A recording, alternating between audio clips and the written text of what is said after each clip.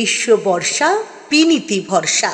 হ্যাঁ, বিনীত shopping city. নমস্কার, আপনারা দেখছেন হুগলি আপডেট। আপনাদের সঙ্গে আমি উষা। আসছে খবরে, হুগলির জেলা জুড়ে শান্তিপূর্ণভাবে পালিত হলো ঈদ উল আজহার নামাজ। হুগলির জেলা জুড়ে শান্তিপূর্ণ পরিবেশে পালিত হলো মুসলিম সম্প্রদায়ের অন্যতম প্রধান উৎসব ঈদ উল আজহার নামাজ। সকাল থেকেই জেলার বিভিন্ন প্রান্তে ধর্মপ্রাণ মুসলমানরা ঈদের নামাজ আদায় করতে বিভিন্ন ঈদগাহে জড়ো হন। চুঁচুড়া শহরে ঐতিহ্যবাহী কারবালা প্রাঙ্গণে সকাল 8টা নাগাদ ঈদ উল আজহার নামাজ অনুষ্ঠিত হয়। একই সঙ্গে জেলার পান্ডুয়া কলবাজার সংলগ্ন জিটি রোডে অনুষ্ঠিত হয় বিশাল ঈদ উল আজহার নামাজ। সকাল 7:30টা নাগাদ সেখানে শুরু হয় নামাজ পাঠ। পান্ডুয়া সহ আশেপাশে বিভিন্ন এলাকা থেকে হাজার হাজার ইসলাম ধর্মাবলম্বী মানুষ জিটি রোডে এসে একত্রিত হন এবং রাস্তার উপর বসেই নামাজ আদায় করেন। এই উপলক্ষে পান্ডুয়া জিটি রোডে সাময়িকভাবে যান চলাচল বন্ধ রাখা হয়। এই বৃহৎ জনসমাগম ও নিরাপত্তার স্বার্থে হুগলি জেলা পুলিশ গ্রামীণ প্রশাসনের পক্ষ থেকে নেওয়া হয় কঠোর নিরাপত্তার ব্যবস্থা। উপস্থিত ছিলেন অতিরিক্ত পুলিশ সুপার কল্যাণ সরকার সহ জেলা পুলিশের একাধিক উচ্চপদস্থ আধিকারিক। তারা গোটা নামাজ প্রক্রিয়াটি সুষ্ঠুভাবে সম্পন্ন করতে সক্রিয়ভাবে ভূমিকা গ্রহণ করেন। নামাজ শেষে সকাল 9টা নাগাদ পশ্চিমবঙ্গ হজ কমিটির সদস্য হাজী কামরু হুদা জানান, রোডের পরে দ্বিতীয় বৃহত্তম যে নামাজ হয় সেটা পান্ডুয়া শরীফে হয়। পান্ডুয়া এখানে প্রায় 25,000 মতো মানুষ সমাগম হয় ঈদের নামাজে। একত্রে বসে নামাজ পড়ে, একত্রে নামাজ পড়া হয়। নিরাপত্তা ব্যবস্থা কি ছিল? নিরাপত্তা ব্যবস্থা খুব সুশৃঙ্খলভাবেই ছিল। আমাদের সরকার, পুলিশ প্রশাসন এবং জাতি ধর্ম নির্বিশেষে পান্ডুয়ায় তো বিশেষভাবে সমস্ত সম্প্রদায়ের মানুষ একসাথে থেকে আমরা এই উৎসব পালন করি। ঈদও পালন করি, কালী পুজো দুর্গা পুজোও পালন করি, মহরমও পালন করি। এতে প্রত্যেক ধর্মের লোকেরাই দেখলেন তো আপনি, নামাজ হচ্ছে সমস্ত ধর্মের মানুষেরা তারা রাস্তার ধারে দাঁড়িয়ে আছে। এটা একটা ঐতিহ্যবাহী জায়গা এবং ঐতিহ্যভাবেই আমার আব্বা মা এবং পুরনো যারা ছিলেন, আমরা প্রত্যেক ঈদ বকরিদ যাই হোক না কেন আমরা এখানে এসে নামাজ পড়ি। কেন আমার বাবা মারা যেখানে আমাকে হাতে ধরে নিয়ে গেছিলো, আমি সেই জায়গাটাকে বেশি পছন্দ করি নামাজ পড়তে। তাছাড়া এখন এই নামাজটা আপনি একটা নামাজ না বকরিদ তো অনেক জায়গায় তাড়াতাড়ি হয়ে যায়, কারণ হওয়ার কারণও আছে। তাহলে এইগুলো সব ভিড় থাকে, এই কারণে কেন অনেকের বকরিদের টাইমের ডেট থাকে, টাইম পাওয়া যায় না, যারা করে তাদেরকেও পাওয়া যায় না। সেই জন্য তাড়াহুড়ো করে অনেকে তাড়াতাড়ি নামাজটা পড়ে নেয় নিজে নিজে। অন্যদিকে হুগলির বৈদ্যবাটি চৌমাথা মসজিদ প্রাঙ্গণে ঈদ উল আজহার নামাজ পড়ান অল বেঙ্গল মাইনরিটি অ্যাসোসিয়েশনের সভাপতি আব্বু আফজাল জিন্না। প্রচুর মুসলিম সম্প্রদায়ের মানুষ নামাজ পড়তে আসেন। সর্বশেষে আব্বু আব্দুল জিন্না দেশবাসীর জন্য কল্যাণ কামনা করে বলেন, আজ পবিত্র ঈদ উল আজহা। আজকে সমস্ত দেশবাসী, দেশের বাইরে প্রবাসী সকলকে পবিত্র ঈদ উল আজহার শুভেচ্ছা এবং মোবারকবাদ জানায়। পাশাপাশি আজকের এই দিনটা হলো ত্যাগের একটা দিন। সুতরাং যে আজকের দিনে মুসলিম উম্মাহ যে পশুকে কুরবানি দেবে, সেই পশুর হাড্ডি মাংস রক্ত আল্লাহ পাকের দরবারে যাবে না, যাবে নিয়ত, খুলুসিয়াত, ইখলাস, তাকওয়া। সুতরাং কুরবানি হোক ত্যাগের। হুগলি থেকে চন্দনা দত্তের রিপোর্ট, হুগলি আপডেট। গঙ্গা ডুবি থেকে বহু মানুষকে জীবন বাঁচিয়েছেন চুঁচুড়ার সুরেন্দ্র সাহানি, কিন্তু আজ গঙ্গা থেকে নিজের জীবনকে বাঁচাতে পারলেন না। গঙ্গায় নিখোঁজ সুরেন্দ্র সাহানি। কতজনকে গঙ্গায় ডুবে যাওয়া থেকে বাঁচিয়েছেন তার হিসাব নেই। সেই পৌর নিজেই গঙ্গায় ডুবে গেলেন। চুঁচুড়ার বড়বাজারের বাসিন্দা সুরেন্দ্র সাহানি বয়স 50 বছর। প্রতিদিন মাঠে দৌড়াতেন, তারপর পুরনো লঞ্চঘাটে সাঁতার কেটে স্নান করতেন। আজও সেই নিয়মে পরিবর্তন হয়নি। সকালে স্থানীয় মাঠে দৌড়ে গঙ্গার ঘাটে স্নান করতে নামেন, হঠাৎ তলিয়ে যান। খবর পেয়ে চুঁচুড়ার বিধায়ক অসিত মজুমদার ও সপ্তগ্রাম বিধায়ক তপন দাশগুপ্ত গঙ্গার ঘাটে পৌঁছে যান। চুঁচুড়া থানার পুলিশ আসে। বিপর্যয় মোকাবিলা বাহিনী ডাকা হয় তল্লাশি চালাতে। এ বিষয়ে সপ্তগ্রাম বিধানসভার বিধায়ক তপন দাশগুপ্ত কি জানাচ্ছেন শুনবো। এর আগে কত লোক ডুবে গেছে, বাঁচিয়েছে। আমার মনে হচ্ছে ওই সাঁতার কাটতে গিয়ে বা ওখানে জলে ডুব দিয়ে অসুস্থ হয়ে গেছিল। হাই প্রেশারও ছিল, সুগার ছিল। ও চুচুড়ার বিধায়ক অসিত মজুমদার কি বলছেন শুনে নেব। কোনো কিছু না জানা পর্যন্ত বলা সম্ভব নয়। দুর্ঘটনা ঘটলে তো দুঃখজনক। পরিবারের দাবি সাঁতার জানতো, মানে অনেক মানুষকে উনি বাঁচিয়েছেন, কিন্তু এরকম একটা অস্বাভাবিক ঘটনা, কি বলবেন? এ তো নিয়তি। যারা সাঁতার জানে, লোককে বাঁচায়, তারাই যদি জলে চলে যায় তো নিয়তি ছিল, কপালে ছিল যেটা সেটা ঘটছে। বাট যতক্ষণ না ওকে পাওয়া যাচ্ছে ততক্ষণ সঠিকভাবে কিছু বলা সম্ভব না। অন্যদিকে পৌরের ভাই বীরেন্দ্র সাহানি কি বলছেন শুনবো। 2 ঘন্টা 2.5 ঘন্টা সাঁতার কাটে, সুইমিং করে, ভালো সাঁতার জানে। কখন হয়েছে ঘটনাটা? 9টার সময় নেমেছে জলে। তারপর থেকে আর খুঁজে পাওয়া যায়নি? না, তারপর থেকে আর খুঁজে পাওয়া যায়নি। কি নাম? কি নাম? সুরেন্দ্র সাহানি। আপনার নাম দাদা? আমার নাম বীরেন্দ্র সাহানি। হুগলি থেকে পানুপালের সঙ্গে চন্দ্রনাথ দত্তের report, Hooghly update. Rail line টপকে পার হতে গিয়ে মর্মান্তিক মৃত্যু এক মহিলার। মেমারি স্টেশনে মৃতার নাম আনিসা বেগম, আসছিলেন হুগলির বাঁশবেড়িয়ায়। মেমারি পূর্ব বর্ধমান জেলার মেমারি স্টেশনে ঘটল মর্মান্তিক দুর্ঘটনা। রেলিং টপকে লাইন পার হওয়ার সময় দ্রুত গতির ট্রেনের ধাক্কায় প্রাণ হারালেন এক মহিলা। মৃতার নাম অনিশা বেগম, বয়স 36 বছর, বাড়ি জামালপুর থানার সুরেকালনা উত্তর সুরে এলাকায়।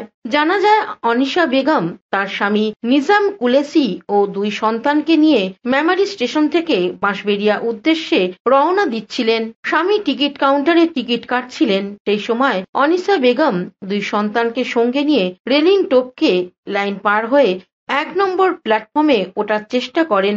8 বছরের মেয়ে ও 12 বছরের ছেলে প্ল্যাটফর্মে উঠতে পারলেও অনিশা ঠিকমতো উঠতে পারেনি। সেই সময় ওই লাইনে আসছিল শিয়ালদা বালিয়া এক্সপ্রেস এবং তক্ষুনি ট্রেনের ধাক্কায় ঘটনাস্থলেই তার মৃত্যু হয়। ঘটনার খবর পেয়ে ছুটে আসে মেমারি স্টেশনের কর্তব্যরত জিআরপি এবং আরপিএফ এবং খবর দেওয়া হয় বর্ধমান জিআরপি কে। বর্ধমান থেকে জিআরপি এসে দেহ উদ্ধার করে ময়না তদন্তের জন্য পাঠানো হয়েছে বর্ধমান মেডিকেল কলেজ ও হাসপাতালে।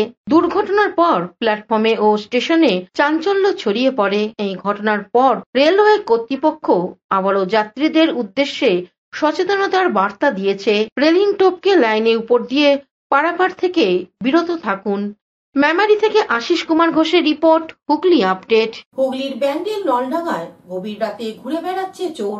সিসিটিভি ফুটেজ ভাইরাল হতেই পুলিশের জালে 3 চোর। রাতের অন্ধকারে চুরির উদ্দেশ্যে নলডাঙ্গা এলাকায় ঢুকে ঘোরাঘুরি করছিল কয়েকজন। রেকি করে চুরি করাই ছিল তাদের উদ্দেশ্য, এমনটাই অভিযোগ নলডাঙ্গা এলাকাবাসীর। এর আগেও চুরি ডাকাতির ঘটনা ঘটায় এলাকায় চাঞ্চল্য ছড়ায়। সিসিটিভি ক্যামেরায় ছবি ধরা পড়ায় আর ভিডিও ভাইরাল হতেই দ্রুত পদক্ষেপ নেয় চন্দননগর পুলিশের চুচুড়া থানা। গ্রেপ্তার করা হয় 3 জনকে। অভিযুক্তরা সকলেই চুচুড়া বাসিন্দা বলে জানা গিয়েছে।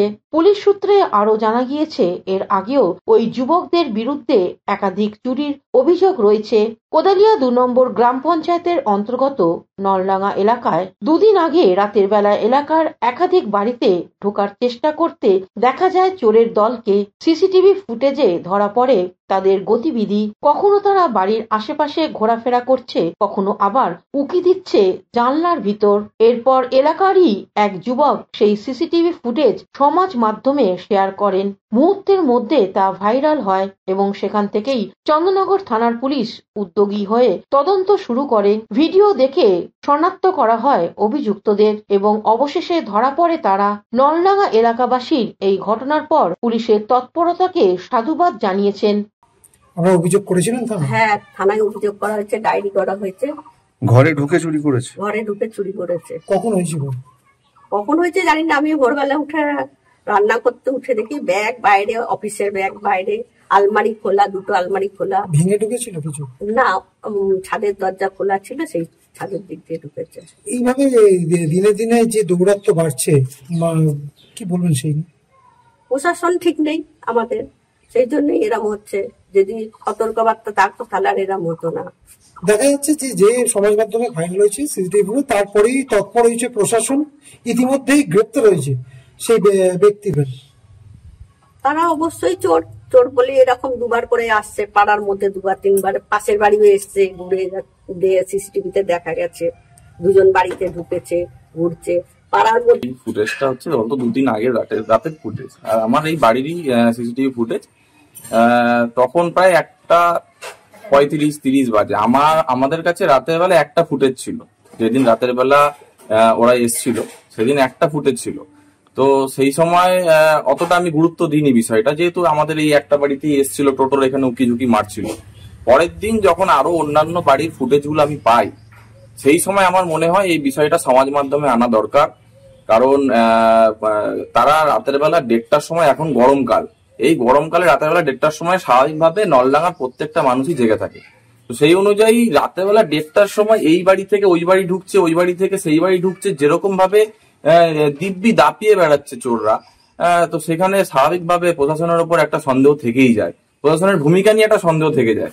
তো সেই দিন রাতের বেলা যেদিন এসছিল, সেদিন রাতের বেলা 2টো নাগাদ পুলিশ এসছিল, প্রশাসন এসছিল, তারা দেখে যায়, উকিমুকি মেরে দেখে যায়, লাইট ফাইট। একটা ফোন নিয়ে গেছে, টাকা পয়সা নিয়ে গেছে, আমরা খুব আতঙ্কিত আছি। হ্যাঁ, কি বলবো, আমার বাড়ি চুরি হয়নি, কিন্তু আমার বাড়িতে ঢুকে উকি টুকি ছিল। হ্যাঁ, আমার বাড়ির সিসিটিভিতে ধরা পড়েছে।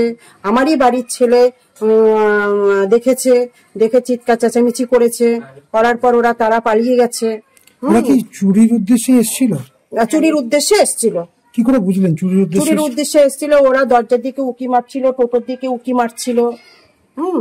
এই যে এত কত বছর ধরে এখানে আছেন? এখানে আমরা 32, আমার শাশুড়ি ছিল 50 বছর 60 বছর, আমার বিয়ে হয়েছে এই 33 বছর হয়েছে বিয়ে হয়েছে। আমি ইদানিং এত কোনোদিন দেখিনি, এই এখন দেখছি এত চোরের উপদ্রব। আপনাদের গাড়িও তো বাইরে থাকে। আমাদের bureau report, Hooghly update.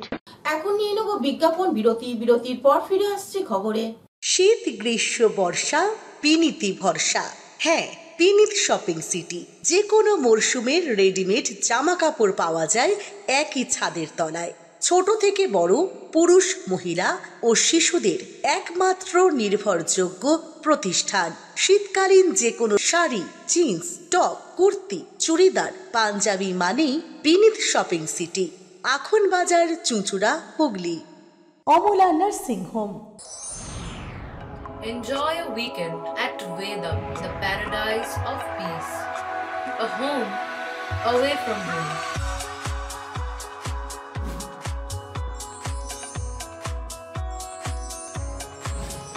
See yourself resonating with the nature.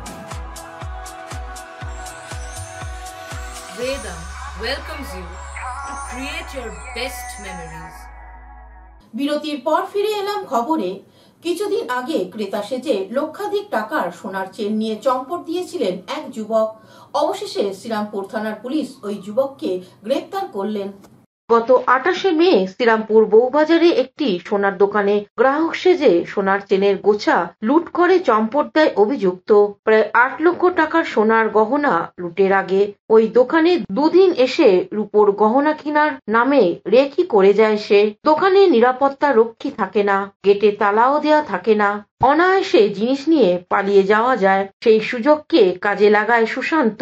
তবে দোকানের ভিতর থাকা সিসি ক্যামেরা তার মুখের ছবি ধরা পড়ে। সেই ছবি পুলিশ বিভিন্ন থানায় ছড়িয়ে দেয়। পুলিশের ইনফর্মার খবর দেয় ওই যুবক হাওড়ার শ্যামপুরে থাকে। সেখানে গতকাল রেড করে চন্দ্রনগর পুলিশের একটি দল ছবির সঙ্গে মিলিয়ে গ্রেপ্তার করে অভিযুক্তকে। এর আগে অন্যগড়ে একটি দোকান থেকেও একইভাবে লুট করে। সেই ঘটনার পর থেকে উত্তরপাড়া থানা পুলিশ তাকে খুঁজছিল। ধৃতকে শ্রীরামপুর আদালতে পেশ করা হয়। হঠাৎ করে এই চীনের কোচরা নিয়ে পালিয়ে গেলে কেন ভাই? কি এবার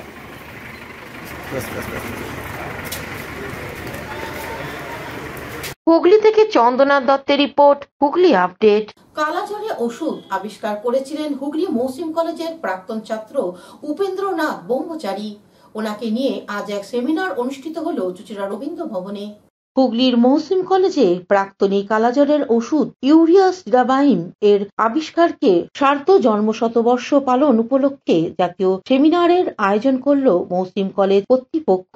উপেন্দ্রনাথ হুগলি মহেশতলা চুচুড়া ঠাকুরগলিতে বসবাস করেছিলেন। ছাত্রা অবস্থায় এই মহাজীবন চিকিৎসা জগতে বিভিন্ন হাসপাতালে যুক্ত থেকে গবেষণার কাজ করে গেছেন। নাইট উপাধি পেয়েছেন। কালাজ্বরের ওষুধ আবিষ্কার করে বহু জীবন তিনি বাঁচিয়েছেন। ওনাকে শ্রদ্ধাঞ্জলি জানিয়ে হুগলির মহসিম কলেজ একটি গৌরবময় অধ্যায় সৃষ্টি করল। চুচড়া রবীন্দ্র ভবনে হাজির হয়েছিলেন গবেষক ও ছাত্রছাত্রী এবং শিক্ষক মণ্ডলী। জাতীয় সেমিনারকে সফল করতে রাজ্যের শিক্ষা অধিকর্তা মধুমিতা মান্না, কলেজ পরিচালন সমিতির সভাপতি তথা বিধায়ক অসিত মজুমদার, অতিরিক্ত জেলাশাসক অমিত প্রসাদ সিং, গৌরীকান্ত মুখার্জি, অধ্যক্ষ পুরুষোত্তম প্রামাণিক সহ বিশিষ্ট জনেরা উপস্থিত হয়ে হুগলি গৌরব উপেন্দ্রনাথ ব্রহ্মচারীর জীবনে উপর বক্তব্য রাখেন। এই সেমিনার বিষয়ে অধ্যক্ষ পুরুষোত্তম প্রামাণিক কি বলছেন শুনব। আজ হুগলি মহসিন কলেজে বিশিষ্ট প্রাক্তনী ইউএন ব্রহ্মচারীর 150তম জন্মবার্ষিকী, সেই রূপ উপলক্ষে জাতীয় সম্মেলনের আয়োজন করা হয়েছে। উদ্দেশ্য তার আদর্শে ছেলে মেয়েদের উদ্বুদ্ধ করা। তিনি আবিষ্কার করেছেন ইউরিয়া সিরাবাইন। তিনি কত প্রতিকূলতার মধ্য থেকে আবিষ্কার করেছিলেন সেটা ছেলেদেরকে জানানো, যাতে আমার গরিব দেশে তারা কম পরিকাঠামো পেলেও তারা যাতে কাজে উদ্বুদ্ধ হতে পারে, এই একটা দিক। তিনি যে ইউরিয়া সিরাবাইন আবিষ্কার করেছিলেন তার স্বীকৃতি নোবেল পাননি, তার নাম সবার পাবন হয়েছে, তা সত্ত্বেও হয়নি। এবং আমরা যাতে না সাহেব আছেন, আমাদের জেলার এডুকেশন ডিপার্টমেন্টের আধিকারিক আছেন, ডক্টর মান্না আছেন, এবং যারা বলবেন, আমাদের তো উচিত ছিল শোনা। যারা বলার জন্য এসছেন তাদের থেকে আমরা শুনতে চাই যে উপেন্দ্রনাথ ব্রহ্মচারী, যিনি এই মহসিন কলেজের প্রাক্তনী, আমাদের রেডিএম সাহেব বললেন, and thousands people from the deadly disease Kala-Azar or Kala-Dukh. He was the distinguished alumnus of Hooghly Mohsin College and also alumnus of erstwhile Presidency College, both being renowned government college of all time. Hooghly থেকে শ্যামল সিনহার report, Hooghly update. Mamata Bandyopadhyay social মিডিয়ায় সহ-সভাপতির উদ্যোগে বিশ্ব পরিবেশ দিবস পালন। বিশিষ্ট আইনজীবী ও অভিষ্ট সংস্থার অন্যতম কর্ণধার তথা বাংলার হৃদয়ে মমতা কমিউনিটির নবনিযুক্ত সহ-সভাপতি উজ্জ্বল চক্রবর্তীর উদ্যোগে বিশ্ব পরিবেশ দিবস উপলক্ষে এক মহতী অনুষ্ঠান, বৃক্ষরোপণ ও গাছ বিতরণ কর্মসূচি হল তার নিজ বাসভবনে। একই সাথে সোশ্যাল মিডিয়ার সার্টিফিকেট ও ব্যাজ পরিয়ে সংবর্ধিত করা হয় উজ্জ্বল বাবুকে। এই অনুষ্ঠানে উপস্থিত ছিল চুচড়ার পৌরসভার কাউন্সিলর রীতা দত্ত, বাংলার হৃদয়ে মমতা কমিউনিটির রাজ্য কনভেনার অভিষেক গুপ্তা, অ্যাডভাইজার কমিটি চেয়ারম্যান মোহন সিংহ রায়, হুগলি সাংগঠনিক জেলা সভাপতি স্বপন দত্ত, ভারত সেবাশ্রম সংঘের সভাপতি স্বপন কুমার ঘোষ, পরিবেশবিদ বিশ্বনাথ চক্রবর্তী সহ অগণিত সাধারণ মানুষ ও বিভিন্ন সমাজসেবীগণ। বৃক্ষরোপণ কর্মসূচিতে নানা রকম সাংস্কৃতিক অনুষ্ঠান হয়। বিশিষ্ট ব্যক্তিবর্গ ও সমাজসেবকদের পাশাপাশি সাংবাদিকরাও উপস্থিত ছিলেন। পরে সংবাদ মাধ্যমের সামনে বক্তব্য রাখেন বিশিষ্ট আইনজীবী উজ্জ্বল চক্রবর্তী। আজ 5ই জুন বিশ্ব পরিবেশ দিবস। সেই উপলক্ষে আজকে হুগলি জেলার বাসিন্দা থেকে তথা পশ্চিমবঙ্গের বহু মানুষ আজ আমরা এখানে সমবেত হয়েছি। বৃক্ষরোপণ দিবস হিসেবে আজকের দিনটা আমরা পালন করলাম। সমাজের বিশিষ্ট শ্রেণীর বিভিন্ন মানুষরা এখানে এসেছিলেন, তাদের ভালোবাসায় আজকে বিভিন্ন ধরনের গাছ আমরা এখানে রোপণ করেছি। এবং যেভাবে পরিবেশ দূষণ বাড়ছে, সেখানে বিশ্ব পরিবেশ দিবস হিসেবে মানুষের কাছে, জনগণের কাছে আমাদের একটাই প্রার্থনা, আপনারা গাছ বাঁচান, প্রাণ বাঁচান। বিশ্ব উষ্ণায়ন চলছে, আজকে এসি ছাড়া মানুষ বাঁচতে পারছে না। তার একটাই কারণ পরিবেশ দূষণ, জল দূষণ। এর হাত থেকে বাঁচতে গেলে আপনারা আসুন, আমরা একসাথে এই পরিবেশ দূষণের বিরুদ্ধে লড়াই করি। আপনারা ভালো থাকবেন, সুখে থাকবেন। আপনার নামটা? উজ্জ্বল চক্রবর্তী। হুগলি থেকে চন্দ্রনাথ দত্তের সঙ্গে অভিষেক গুপ্তার রিপোর্ট, হুগলি আপডেট। এখনকার মতন খবর এই পর্যন্তই। প্রতিদিন দেখুন হুগলি আপডেট। নমস্কার।